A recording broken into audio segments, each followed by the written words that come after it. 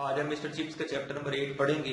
इसके टेक्स्ट पे जाने से पहले मैं मुख्तसर सा इसका खुलासा बता दूं कि ये जो चैप्टर है इसमें 1898 का बड़ा ट्रेजिक वाकया बयान किया हुआ है। 1898 में कैथराइन की डेथ होती है चाइल्ड बर्थ पे, और मिस्टर चिप्स इसको याद करता है उस दिन को। 1898 का दिन उसके ऊपर बहुत भारी है। जब उसको याद करता है तो वो एक तो अगर चल रहा होता है तो उसकी जो पेस है, उसकी जो रफ्तार है चलने की, वो बड़ी तेज हो जाती है। और इसके ऊपर ये वाला दिन 1 अप्रैल 1898 का दिन जब भी वो याद करता है वो सैड हो जाता है। इस चैप्टर में ये भी लिखा हुआ है कि बच्चों ने 1 अप्रैल 1898 को इसको कुछ कंडोलेंस लेटर सेंड किए थे, और वो जो कंडोलेंस जो लेटर्स थे वो जस्ट ब्लैंक पेपर्स थे। उन्होंने जस्ट मजाक किया कि ये वाला दिन झूठ सेलिब्रेट करते हैं, झूठों का दिन समझा जाता है, और उन्होंने इसको लेटर सेंड किए। और वो जो लेटर थे वो ब्लैंक पेपर्स थे। इसने उनको खोला, देखा तो वो जस्ट ब्लैंक पेपर्स थे। एक तो मिस्टर चिप्स के ऊपर कैथराइन की मौत का असर, इसमें एक इम्पोर्टेंट सवाल है। मिस्टर चिप्स कब और कैसे मरी? जैसे मैंने बताया कि चाइल्ड बर्थ पे उसकी डेथ होती है, और 1 अप्रैल 1898 में उसकी डेथ होती है। तो ये वाले चंद वाकयात इसमें हैं जो कि इम्पोर्टेंट सवाल के तौर पर भी आ सकते हैं। ये छोटा सा चैप्टर है, मैं कोशिश करूंगा कि इसको आज ही हम इसको वाइंड अप कर लें। And there was always in his mind the spring day, हमेशा उसके माइंड में ये मौसम बहार का दिन उसको याद था। अंग्रेजों के यहाँ अप्रैल और मई दोनों मौसम बहार कंसिडर किए जाते हैं। तो ये मौसम बहार का एक दिन 98 का, and there was always in his mind that spring day 1998 का मौसम बहार का ये दिन, when he had passed through Brookfield village, जब कभी वो चल रहा होता ब्रोकफील्ड गांव में, as in some horrifying nightmare, तो ये दिन उसको एक डरावने ख्वाब की तरह उसके माइंड में आ जाता। इस कदर ये दिन उसके ऊपर भारी था कि ये दिन एक डरावने ख्वाब की तरह उसके सामने आ जाता, क्योंकि इस दिन को उसने कैथराइन को खोया है। Half struggling to escape into an outside world, ऐसे लगता कि जैसे वो अपने आप को बाहर की दुनिया से बचा रहा है। Where the sun still shone, जहां पे अभी तक भी सूरज चमकता है। And where everything had happened differently, जहां पे हर चीज मुख्तलिफ तरीके से वाकया हो गई। Young Faulkner had met him there in the lane, एक बच्चा था वो इसको गली में मिला। यहाँ पे जो लेन वर्ड है इंपॉर्टेंट वर्ड है। एक बच्चा उसको गली में मिला, और पीछे जो वर्ड पेस है दूसरी, ये पीछे वर्ड ही हैड पेस्ट, पेस का मतलब चलना, चलना। इसका जो वॉक इसका सिनोनिम है, इसका सिनोनिम स्ट्रोल भी है, STROLL, स्ट्रोल। जी, इसको यंग फॉकनर, एक लड़का इसको मिलता है। Young Faulkner had met him there in the lane outside the school, please sir may I have the afternoon off. और वो बच्चा उसको कहता है कि सर, क्या मैं आपको, मुझे छुट्टी मिल सकती है दोपहर को? I have afternoon off, my people are coming here, मेरे फैमिली के कुछ मेंबर्स आ रहे हैं, तो क्या मुझे आज दोपहर को छुट्टी मिल सकती है? अच्छा, ये बड़ी एक इंपॉर्टेंट बात कि 1 अप्रैल को 1898 को मिस्टर चिप्स की वाइफ की डेथ होती है, और वो स्कूल पढ़ाने के लिए चला जाता है। Ah what's that? Oh yes yes, उसने कहा, उसको पूछा कि क्या बोला है तुमने? ए व्हाट्स दैट, मतलब क्या पूछ रहे हो? ओ यस यस, साथ ही कहा कि ठीक है तुम छुट्टी कर लेना। Can I miss chapel too sir? उसने कहा क्या सर मैं आज चैपल को मिस कर सकता हूँ? ये जो चैपल है उनकी सुबह की मजहबी जो रिचुअल है, उनकी इबादत है, ये उनकी इबादत है जिसको चैपल कहते हैं। सुबह के टाइम पे ईसाई घंटियां बजा के जो इबादत करते हैं उसको चैपल कहते हैं।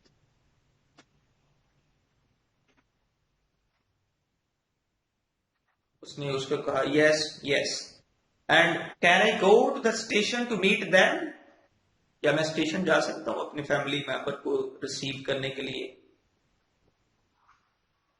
He nearly answered, तो चिप्स जवाब देने ही लगा था उसको, यू कैन गो टू ब्लेजिस, कहता है जहन्नम में जाओ, बाढ़ में जाओ, जिधर मर्जी जाओ। लेकिन उसने बोला नहीं था, for all I care my wife is dead and my child is dead and I wish I were dead my self. तो मिस्टर चिप्स उसको ये कहने वाला था, मेरी वाइफ मर चुकी है, मेरा बेबी मर गया है, और मेरे लिए सब मर जाएं, मैं भी मर जाऊं, मैं तो I wish I were dead my self, मैं तो ये भी ख्वाहिश करता हूं कि मैं भी मर जाऊं। ये इस कदर मायूसी इसके ऊपर छाई हुई थी उस वक्त। Actually he nodded and stumbled on, लेकिन मिस्टर चिप्स ने ऐसा नहीं बोला, इसने इशारा लाया। नॉड आपने फर्स्ट ईयर के अंदर बटन बटन में भी पढ़ा हुआ है, यस में हाँ में इशारा लाना। He nodded and stumbled on, उसने इशारा लाया कि ठीक है आप जा सकते हैं, अपने फैमिली को रिसीव करने के लिए स्टेशन पे जाओ, चैपल को मिस कर दो, आप जा सकते हो। और उसने इशारा लाया और लड़खड़ाते हुए बेचारा चलते हुए चला गया अपने घर की तरफ। He didn't want to talk to anybody or to receive condolence, वो किसी से मिलना भी नहीं चाहता था, बात भी नहीं करना चाहता था, और किसी ताजीती बंदे को भी नहीं मिलना चाहता था। कंडोलेंस कहते हैं ताजियत करना, और इसका जो सिनोनिम है वो है सिंपैथी, हमदर्दी दिखाना या हमदर्दी करना, सिंपैथी।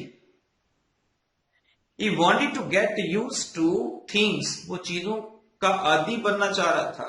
Get used to, आदी बनना, things, चीजों का आदी बनना चाह रहा था। If he could, before facing the kind words of others, he took his fourth form as usual after call over,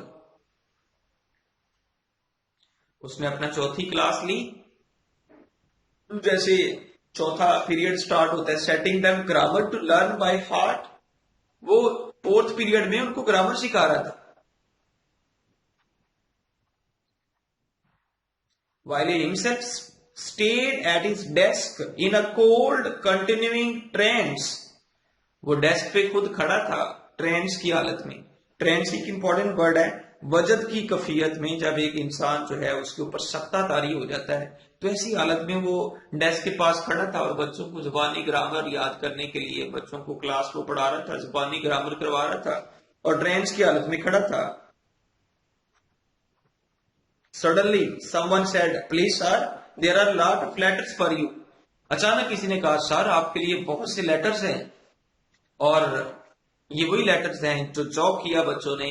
letters उसको दिए, कंडोलेंस के लेटर। उसने लेटर खोले, देखा तो बच्चों ने मजाक किया हुआ था 1 अप्रैल को, उसमें कुछ भी नहीं था, खाली पेपर थे, जस्ट ब्लैंक शीट्स थी। So therefore he had been leaning his elbow on them, तो उसने अपनी कोनियां रख के डेस्क पे, वहां पे झुक के, थोड़ा सा झुकते हुए टेक लगा के खड़ा था। They were all addressed to him by name, सब बच्चों ने लेटर पे by name एड्रेस किया हुआ था। Mr. Chips, he tore them open after one after the other, उसने एक के बाद दूसरे को फाड़ा, खोला, दूसरा लेटर देखा, पहला देखा, दूसरा देखा, तीसरा, but each contained nothing but a blank sheet of paper, लेकिन हर लेटर के अंदर कुछ भी नहीं था सिवाय ब्लैंक शीट ऑफ पेपर के।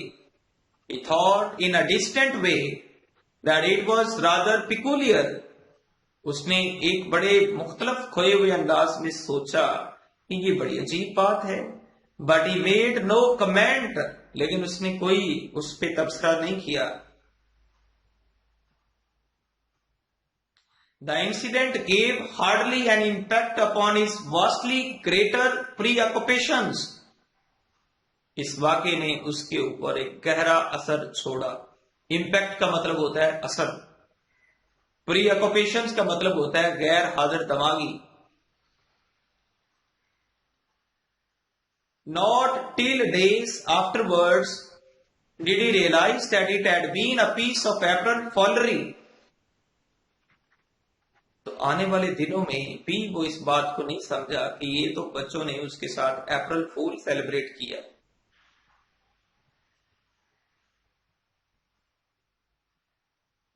They had died on the same day,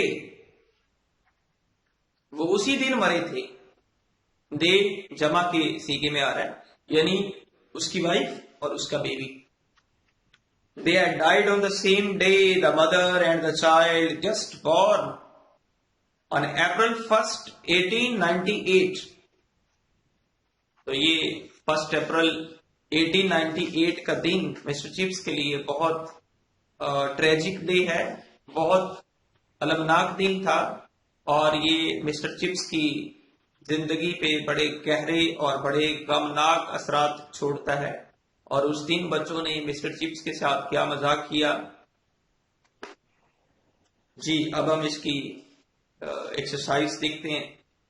जैसे कि मैंने पहले बताया कि चंद इंपॉर्टेंट क्वेश्चन बनेंगे छोटे से इस लेसन में। तो जो इसमें फर्स्ट क्वेश्चन है वो ये है, how and when did Katherine die. कब और कैसे कैथराइन की मौत वाक़या होती है। She died while giving birth to a baby on 1st April 1898। Simple सी बात है, एक ऑब्जेक्टिव सा सवाल है ये कि उसकी वाइफ कब और कैसे मरी। कब? 1 अप्रैल 1898। कैसे? By child birth, while giving birth a child।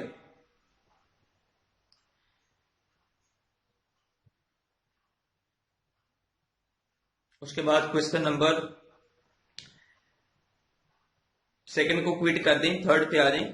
What was the April following chips faced. Mister chips ने कौन सी अप्रैल फॉलोइंग को फेस किया था। On 1 April 1898 he received a few letters। 1 अप्रैल को 1898 में उसने चंद लेटर्स को रिसीव किया। He opened them one by one। उसने एक एक करके खोला। All the letters contained blank sheets of paper। सब लेटर में blank sheets of paper थे। क्वेश्चन नंबर 4 इंपॉर्टेंट है। What was the effect of Catherine's death on Mr. Chips। Mister chips पे कैथराइन की मौत का क्या असर होता है। On the death of his wife, Chips was horrified। अपनी वाइफ की मौत पे चिप्स डर गया। He was lost in his sad thoughts। वो अपने गमनाक ख्यालात में खोया हुआ था। ट्रेंड्स की हालत में डेस्क पे खड़ा था और बच्चों को जुबानी ग्रामर याद करवा रहा था। He was in trance। वो ट्रेंड्स में था, वजद की हालत में था, दिमागी तौर पे खोया हुआ था। उसके बाद 5वां सवाल भी इंपॉर्टेंट है। Describe Catherine's tragic death. Catherine की ट्रेजिक मौत बयान करें। Catherine and her new born baby died on 1 April 1898। Catherine और उसका न्यू बॉर्न बेबी 1 अप्रैल 1898 में उसकी डेथ होगी। It was a deep shock. ये एक बड़ा गहरा सदमा था। ऑन चिप्स, फॉर चिप्स, ये चिप्स के लिए बड़ा एक गहरा सदमा था। He was in trance. वो ट्रेंस में चला गया, उस पर ऐसे था जैसे सत्ताधारी हो गया। अगला सवाल भी इंपॉर्टेंट है। What did Chips receive on 1 April 1898। Chips को 1 अप्रैल 1898 में क्या रिसीव हुआ। तो ऑफ कोर्स वो लेटर रिसीव हुए। On 1 April 1898 Chips received some letters. Chips ने चंद लेटर्स को रिसीव किया। He opened them one by one। उसने एक एक करके उनको खोला। Each letter contains a blank sheet of paper। हर लेटर के अंदर एक जस्ट एक ब्लैंक शीट पेपर था और कुछ भी नहीं लिखा हुआ था। जी, अब इसमें जो 3 सवाल हैं वो ज्यादा इंपॉर्टेंट है। टोटल इसमें 6 क्वेश्चन है, एक तो आपने छोड़ देना है क्वेश्चन नंबर 2, और जो 3 सवाल हैं वो बहुत इंपॉर्टेंट है, उनको आपने ज्यादा फोकस करना है। बाकी अगर आपको थोड़ा बहुत उसमें कमी पेशी हो भी जाए तो गुजारा हो जाएगा, लेकिन आपने क्वेश्चन नंबर 4 और 5 और 6 ये आपने प्रॉपरली इनको रेडी करना है। लास्ट वाले 3 क्वेश्चन बहुत इंपॉर्टेंट है। एक उसकी मौत का, कैथराइन की मौत का उस पर क्या असर था, और दूसरा कैथराइन की ट्रेजिक डेथ बयान करें जो क्वेश्चन नंबर 5 है, और तीसरे नंबर पे 1 अप्रैल 1898 को चिप्स को क्या रिसीव हुआ? तो ये 3 सवाल बहुत इंपॉर्टेंट है जी। अब हम आते हैं जो इंपॉर्टेंट ऑब्जेक्टिव सिनोनिम्स है उनकी तरफ आते हैं। पहली जो एक्सरसाइज है उसका जो पहला वर्ड है पेस्ट। पेस्ट का मतलब चलना। वॉक और स्ट्रॉल मैंने अभी टेक्स्ट पढ़ाते हुए आपको बताए हैं, तो इसके सिनोनिम है वॉक एंड स्ट्रॉल। उसके बाद है जी वर्ड है दूसरे पॉइंट पे नाइटमेयर। ड्रोने ख्वाब को कहते हैं, खौफनाक ड्रोना ख्वाब जो होता है उसको नाइटमेयर कहते हैं। बैड ड्रीम, इसका सिनोनिम लिखा हुआ है। थर्ड पॉइंट है जिसमें लेन का वर्ड है, मैंने अभी वजाहत की कि गली में उसको छोटा एक बच्चा था जिसका नाम फॉकनर था, वो उसको मिला लेन, LANE लेन। जिस बच्चे ने कहा था कि आज मैं चैपल अटेंड नहीं करना चाहता, मुझे दोपहर को छुट्टी मिल सकती है, या मैं अपने रिलेटिव्स को स्टेशन पे लेने के लिए जा सकता हूं, ये बातें उसने कही थी। जिसके जवाब में चिप्स कहना चाह रहा था कि बाढ़ में जाओ, जहन्नम में जाओ मेरी तरफ से, मैं मर गया, मैं मरना चाह रहा हूं, मेरी वाइफ मर गई, मेरा बेटा मर गया और मैं भी चाहता हूं कि मैं मर जाऊं। लेकिन उसने कहा नहीं था, उसने सर हिला दिया और चला गया लड़खड़ाते हुए। आगे ब्लेजिस का वर्ड है, ब्लेजिस।